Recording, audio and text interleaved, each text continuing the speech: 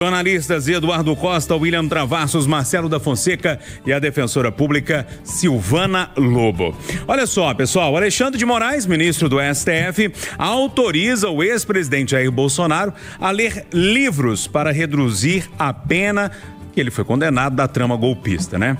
A regra permite reduzir 4 dias de pena a cada livro lido e avaliado. O máximo, 48 dias por ano. Né? A lista, né, especifica livros que inclui. Separei alguns aqui. Ainda Estou Aqui, Crime e Castigo, Alice no País da Mentira e Aprendendo a Cair. Bolsonaro passou a primeira noite no complexo penitenciário da Papuda, no Distrito Federal, num anexo ali conhecido como Papudinha. A transferência foi autorizada ontem pelo STF, pelo mesmo ministro Alexandre de Moraes. A cela até considerável, são mais de 60 metros quadrados, parece com uma espécie de um apartamento, né?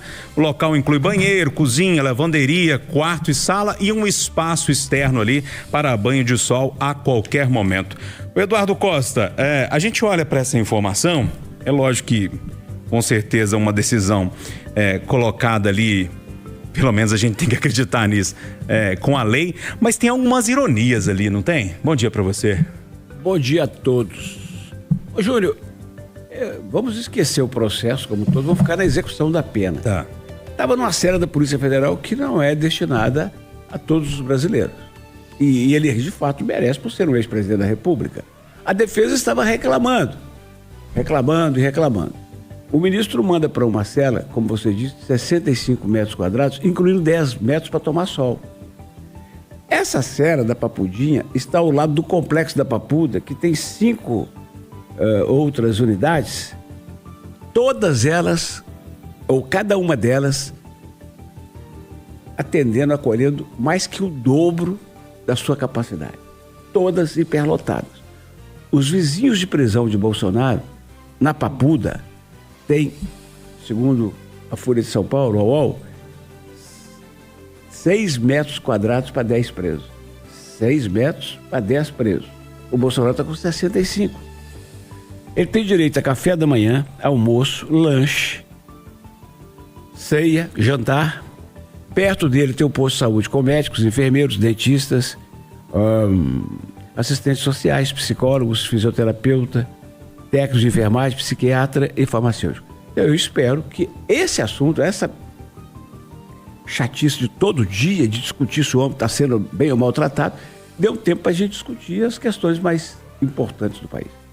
Ô Marcelo da Fonseca, como é que você viu essa transferência e também essa decisão agora da questão dos livros, os títulos ali que foram separados para Bolsonaro? Bom dia para você. Bom dia, Júnior. Bom dia, amigos de conversa. Bom dia a todos os ouvintes. Eu acho que ele tem os mesmos deveres e direitos que qualquer um preso. Então, se existe essa previsão legal, né, de que o presidiário pode ler um livro e conseguir abater na pena, é mais do que normal, né, que o ex-presidente também tenha direito. Eu concordo quando você fala, Júnior, que lendo a sentença, né, as 35 páginas da sentença, tem algumas coisas ali que são provocação, né? A gente vê a sensação que eu tive foi essa, tá, Marcelo? O problema é que, igual o Edu falou, vou falar da execução e não do julgamento, só que não dá para separar as duas coisas. E aí, quando a gente vai analisar todas essas decisões do Moraes, a gente tem que analisar o contexto inteiro. E desde o início do julgamento, ele tem se colocado como inimigo do ex-presidente. Ele tem se colocado como um rival do ex-presidente. Então, desde a decisão que ele não levou o julgamento para o plenário do Supremo, como deveria ter sido feito, né? Como aconteceu com Collor, como aconteceu com Lula, quando ele levou para a primeira turma, e aí vale lembrar, é um parênteses que a gente precisa sempre lembrar, a primeira turma formada pelo ex-advogado do Lula e pelo ex-ministro da Justiça do Lula. O Xandão acabou criando algumas situações em que ele se coloca como o adversário do Bolsonaro.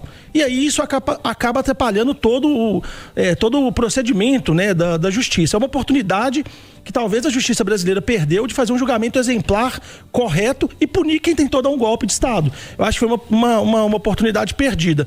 Agora, eu ainda não entendi se é bom ou ruim para o Bolsonaro. né? Porque eu vejo alguns aliados falando que o lugar tem mais espaço, outros familiares falando que é ruim, porque num sistema, né, carcerário é mais duro de visitar. Agora, 60 metros quadrados, 65 metros quadrados, é maior que muito apartamento aí, viu, Júnior? Eu fico pensando quais brasileiros têm um espaço desse, né? Com varanda, com banheiro, três pias, né? Um banheiro bem grande. Então, no fim das contas, acho que esse presidente vai ter um conforto maior nesse apartamento. Ô, Silvana Lobo, queria te ouvir sobre essa história. Você é operadora de direito aqui da mesa, se tem alguma coisa que você nota aí, que você consegue pensar pra gente aí. Bom dia. Bom dia, Júnior. Bom dia aqui aos amigos do Conversa. Bom dia a todos que nos ouvem. Muito bem, gente. O que acontece? O Eduardo já pontuou isso, que o processo, embora ainda não tenha trânsito em julgado, que eu já vi que teve alguns outros recursos que foram, inclusive, indeferidos, ele já existe execução provisória da pena, porque ele está preso. E na execução provisória da pena, ele já foi transferido para um estabelecimento penal, como tem que ser. E o que a gente tem que lembrar, né, gente? Execução da pena, acabou a briga, acabou o processo. Qual é a finalidade da pena? A finalidade da pena, precípua, é reintroduzir o cidadão no convívio social de modo que ele não pratique mais crimes. Tem um aspecto preventivo também, que serve para a população ver, olha, o sujeito fez e está preso, e enquanto ele está lá dentro, ele não está aprontando nada aqui fora, e também o aspecto de castigo, porque ninguém vai falar que pena não é castigo. Mas o castigo não é o principal, né? Não é o principal. O principal é isso, é fazer com que o sujeito retorne ao convívio social. É isso que está na lei de execução penal, é isso que está na nossa Constituição. Então, para isso, a nossa execução penal, ela é baseada na laborterapia, tratamento através do trabalho. Trabalho normal, trabalho de dia a dia, e trabalho intelectual. E o estudo é uma forma de trabalho intelectual muito importante. Embora a lei de execução penal não preveja essa possibilidade de remissão de pena pela leitura de livros, o CNJ determinou isso. Porque isso começou aqui em Minas, nós somos um dos precursores, dentro das APACs. E aí existe uma lista de livros, e claro, aqui são os livros de gozação. Eu já vi aí no Instagram, porque todo preso que lê o livro, ele precisa fazer um resumo, e esse resumo tem que ser aprovado. Mas a lista é muito grande, são muitos livros. A gente tem aí livros de Clarice Lispector, de Fernando Sabino, de Nelson Rodrigues, Orígenes Lessa, Graciliano Ramos, Machado de Assis. Então eles pegaram os títulos aí daqueles livros, né, que seriam indicativos dos fatos acontecidos durante o regime militar, que com toda certeza não devem ser os livros que sejam escolhidos pelo Bolsonaro. Com relação ao lugar que ele está preso, é isso que eu quero falar, gente. A lei de execução penal é a lei mais descumprida do Brasil e ninguém reclama. A cela tem que ter no mínimo 6 metros quadrados para o preso. As celas têm que ser individuais no regime fechado. Cada um tem direito a 6 metros quadrados? Não, cada um tem direito, não. Cada cela tem que ter no mínimo 6 metros quadrados e um único preso lá dentro. Entendi. No Brasil a gente tem 10 presos dentro de uma cela de 6 metros e eu tô achando pouco. 10 tá bonito, tá lindo, que dá para todo mundo dormir deitado, né? Nós devemos tem lugar com cela de 6 metros que você vai ter 20, que você vai ter mais de 20, que o sujeito tem que dormir em pé, flutuando e não encostar nos outros, dentro do vaso sanitário, e é um problema sério. E aí a lei é descumprida e fica tudo por isso. O próprio Supremo já disse que nós vivemos num estado inconstitucional na execução da pena e ninguém liga. Gente, acabou o ranço, o homem tá cumprindo pena e o homem foi presidente da República, e encerrou o papo, deixa ele cumprir a pena dele lá. E aí, William Travassos, bom dia pra você. Muito bom dia, Júnior Moreira, bom dia, bancada, bom dia, os ouvintes da Itatiaia. A primeira coisa é que assim, eles estavam reclamando que a cela que o Bolsonaro estava tinha muito barulho durante 12 horas. Fizeram a transferência para uma unidade, aí agora estão questionando o tamanho da unidade. Essa unidade não é para um preso, são 5 presos, só que ele vai ficar sozinho num primeiro momento. E lá, onde ele está, as pessoas estão falando sobre o conforto. Eu quero só dizer o seguinte: o Estado é responsável por esse preso. Ele foi um presidente da República. Se pegar ele e jogar numa cela comum, ele está morto. Existem cuidados que você precisa, né? Você precisa estar atento a isso. E o que eu estou pensando é uma espécie de linchamento público ou uma execução, colocando um homem num sistema de tortura ou algo nesse sentido, que eu estou ouvindo assim, e agora vem essa coisa ideológica dizendo, não, os livros são livros para provocar o Bolsonaro. A lista é imensa. Eu estava vendo essa lista com a Silvana. A Silvana toca num ponto, né, que é importante, porque isso não está previsto na lei. É importante, na lei de execuções penais não tem... Expressamente não tem. Não tem expressamente essa redução mediante a leitura do livro. E tem uma condicional, para além de ler o livro, como ela falou, você tem que resumir isso. Em alguns daqueles livros ali, existe uma dificuldade. Quando o Lula ficou preso, ele ficou numa cela de 15 metros quadrados, era uma espécie de suíte, tinha uma janela, tinha uma televisão que não tinha acesso à internet, era só canal aberto, né? Porque se você permite o smart, o cara vai ter acesso a aplicativos de internet, não é isso que a gente quer, é uma punição. Eu conversava essa semana, só para a gente olhar para o sistema penitenciário, Rogério Greco, secretário de Justiça e Segurança do Estado de Minas Gerais. Ele disse o seguinte para mim: William, o Conselho Nacional de Justiça, você tem o Pena Justa. Para eu enquadrar todo o sistema penitenciário só em Minas Gerais no Pena Justa, eu precisaria de 8 bilhões de reais. E a Justiça não me diz de onde sai esse dinheiro. E eu tenho que dar um jeito. Mas como é que eu resolvo? Falta dinheiro. Então a gente tem que discutir o sistema penitenciário como um todo, porque é uma falência o que nós estamos vivendo dentro do sistema, Júnior.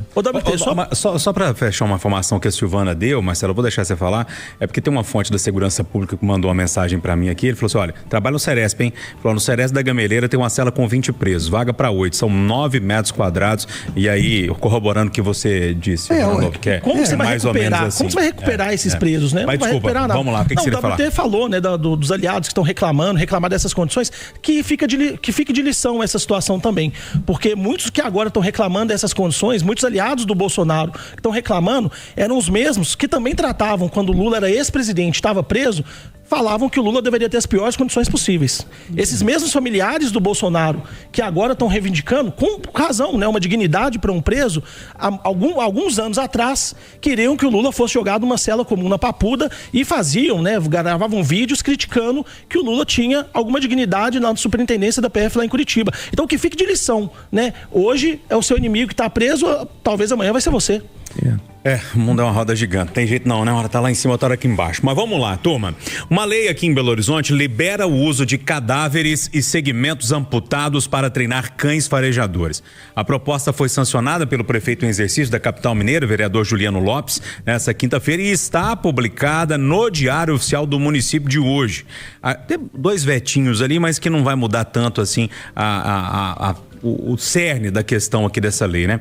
A justificativa do projeto, Eduardo, segundo o vereador que fez o projeto, é atender uma demanda das forças de segurança, como, por exemplo, o Corpo de Bombeiros. E a gente lembra daquelas buscas que aconteceram em Brumadinho, né? Para que o cão seja treinado nessas buscas, precisa ter um segmento realmente verdadeiro, um segmento humano para que esse treinamento faça. É um negócio meio é meio macabro, sei lá, não sei a palavra que eu vou usar aqui, mas é importante no final das contas, pelo menos eu vejo assim. Mais uma vez, Júnior, eu vou repetir aqui que eu quero morrer do jeito que eu sou.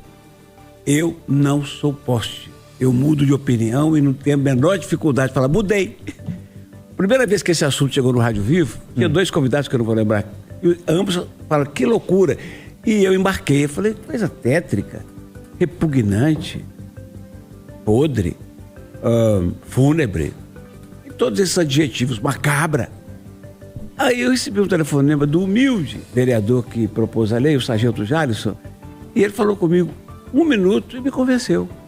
Ô Júnior, uma das maiores dificuldades na apuração policial, uma das coisas que geram mais ansiedade, não apenas na família, mas na sociedade como um todo, é quando a pessoa de repente desaparece. Quando essa pessoa desaparece e seus restos mortais são jogados no meio do mato, isso não é incomum, quem tem mais chance de encontrar são os cães farejadores. E para esses cães farejadores chegarem a restos mortais que quase sempre estão em decomposição, eles têm que ter treinamento. Então, aí eu entendi que o segmento de um corpo, né, uma perna, um braço, mesmo o corpo em putrefação, se doado, vai ser de grande utilidade para treinar os cães e depois eles vão prestar o seu serviço. Então, é uma boa lei e eu espero que mais e mais os cães aprimorem a sua capacidade de encontrar pessoas desaparecidas, porque eu continuo achando, pior do que enfrentar a morte de um parente é o desaparecimento. E aí, Travassos, é uma lei que te agrada? Tem alguma objeção à fala do Eduardo? Não, de forma alguma. Assina embaixo em tudo que ele falou, porque realmente é isso, né? Você pode achar cruel, mas a gente precisa desse instrumento para poder apresentar um resultado, principalmente na área de segurança pública. Então, tá valendo o jogo.